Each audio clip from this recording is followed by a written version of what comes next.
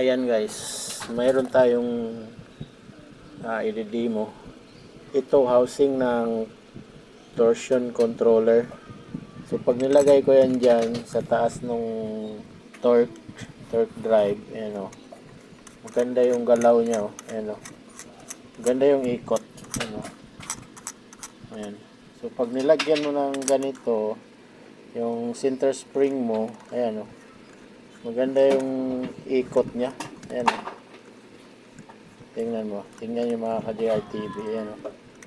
So, maganda siya pag mayroong ganito. Ayan o.